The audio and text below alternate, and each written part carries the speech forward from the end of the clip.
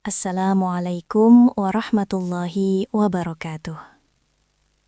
Sahabat seiman yang dirahmati oleh Allah Subhanahu wa Ta'ala, pada kesempatan kali ini, marilah kita bersama-sama menyimak sebuah kisah agung, kisah seorang sahabat Nabi Muhammad SAW yang namanya bukan hanya harum di kalangan umat Islam, tetapi juga tercatat dengan tinta emas dalam sejarah dunia. Kisah seorang manusia luar biasa yang keberaniannya mengguncang medan-medan peperangan, kecerdasannya mengubah arah sejarah, dan keimanannya menjadi bukti betapa Allah mampu mengangkat derajat siapa saja yang Dia kehendaki. Tidak ada seorang pun di antara kita, baik yang masih kanak-kanak, remaja, hingga yang telah memutih rambutnya, kecuali pernah mendengar nama besar ini. Dialah Panglima kaum muslimin, pahlawan para sahabat, jenderal dari para jenderal Islam, sosok yang dijuluki langsung oleh Rasulullah sebagai Saifullah al-Maslul, pedang Allah yang terhunus. Dialah Sayyidina Khalid bin Walid radhiyallahu anhu. Namun sebelum kita masuk lebih jauh ke dalam kisah hidupnya, mari kita dengarkan cerita ini hingga tuntas, agar kita benar-benar memahami perjalanan hidup beliau secara utuh, tanpa prasangka, tanpa kesalahpahaman, dan penuh dengan hikmah yang bisa kita petik bersama. Latar belakang dan masa kecil Khalid bin Walid. Khalid bin Walid lahir pada tahun 585 Masehi. Ia berasal dari Bani Makhzum, salah satu kabilah paling terpandang dan paling berpengaruh di tengah suku Quraisy pada masa itu. Bani Makhzum dikenal sebagai kabilah para pemimpin, para kesatria, dan ahli strategi perang. Mereka adalah kabilah yang disegani, ditakuti, dan dihormati. Dari kabilah inilah juga lahir sosok Abu Jahal bin Hisham, musuh besar Islam yang dikenal sebagai Fir'aunnya umat ini. Hal ini menunjukkan betapa kuatnya pengaruh Bani Makhzum di Mekah. Ibunda Khalid bernama Lubabah binti Al-Harith, seorang wanita terhormat dari Bani Hilal. Sedangkan ayahnya adalah Walid bin Mughirah, tokoh besar Quraisy yang sangat kaya raya dan memiliki kedudukan tinggi di masyarakat. Kekayaan keluarga ini begitu melimpah, hingga pada setiap musim haji, keluarga Khalid menanggung seluruh kebutuhan makanan bagi para tamu yang datang ke Mekah. Bahkan warga Quraisy lainnya dilarang memasak, karena semua hidangan telah disediakan oleh keluarga Walid bin Mughirah. Sejak kecil, Khalid hidup dalam kemewahan, kehormatan, dan fasilitas terbaik. Namun yang paling menonjol dari pendidikannya adalah latihan militer. Sejak usia muda, Khalid telah dilatih untuk menguasai berbagai alat perang. Ia belajar berkuda, memanah, menggunakan tombak, dan mengayunkan pedang. Hasilnya sungguh luar biasa. Khalid tumbuh menjadi salah satu penunggang kuda terbaik di Jazirah Arab. Ia dikenal mampu menunggang kuda dengan kecepatan tinggi sambil memegang dua pedang sekaligus, satu di tangan kanan dan satu di tangan kiri.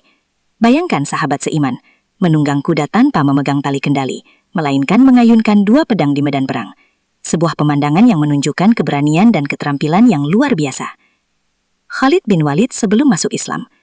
Dengan segala keahliannya, tidak mengherankan jika Khalid bin Walid selalu dipercaya memegang peranan penting dalam peperangan kaum Quraisy. Salah satu momen paling bersejarah adalah Perang Uhud. Pada saat itu, pasukan Quraisy telah terdesak oleh kaum muslimin. Namun karena sebagian pasukan pemanah kaum muslimin melanggar perintah Rasulullah dan meninggalkan posisi mereka, Khalid melihat celah yang sangat strategis. Dengan kecerdasannya, ia memimpin pasukan berkuda Quraisy untuk menyerang dari belakang. Serangan mendadak itu mengacaukan barisan kaum muslimin dan membalikkan keadaan perang. Khalid bin Walid juga terlibat dalam perang Khandak, bahkan ia pernah ditugaskan untuk membunuh Rasulullah SAW. Namun Allah melindungi nabinya dan rencana itu pun gagal total. Meskipun berada di barisan musuh Islam, jauh di dalam hatinya Khalid sering merasakan kegelisahan. Ia menyadari bahwa setiap kali berhadapan dengan Muhammad, selalu ada sesuatu yang berbeda.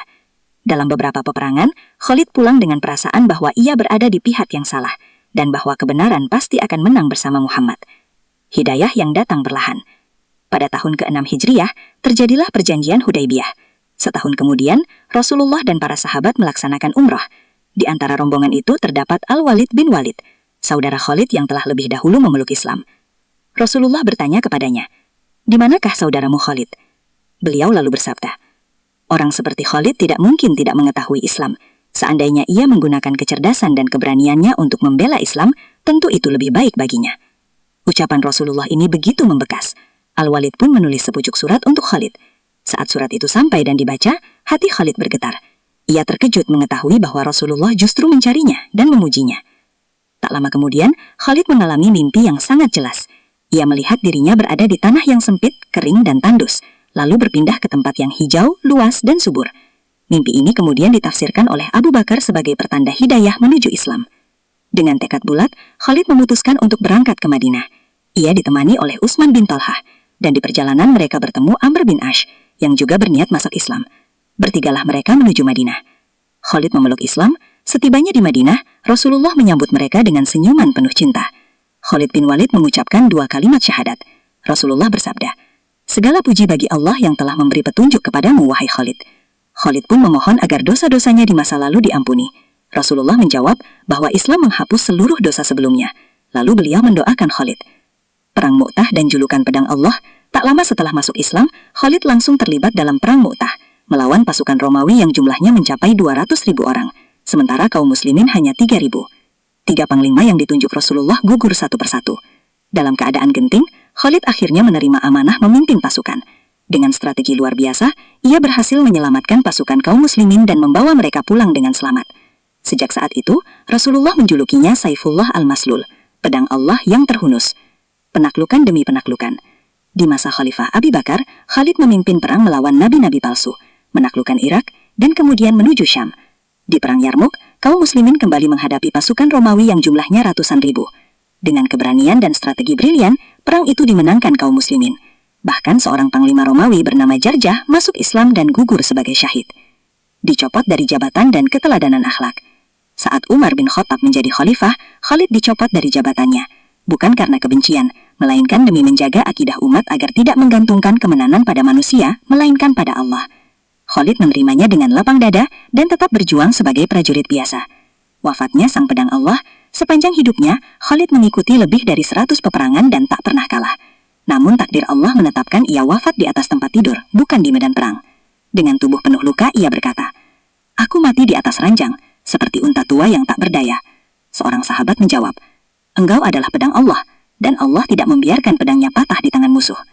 Khalid pun meminta dibantu berdiri, menghadap kiblat, dan menyerahkan ruhnya kepada Allah. Maka kembalilah pedang Allah kepada pemiliknya. Wallahu a'lam bishawab.